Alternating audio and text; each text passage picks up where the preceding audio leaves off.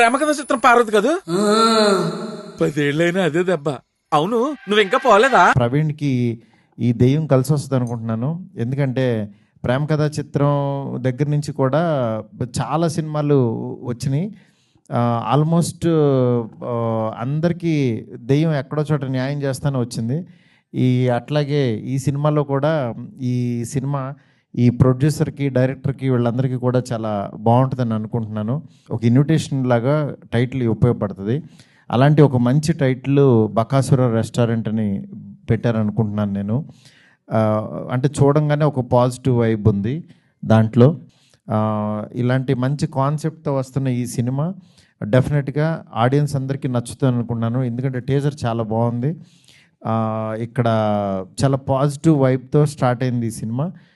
డెఫినెట్గా ఈ cinema team అందరికీ మంచి జరుగుతుందని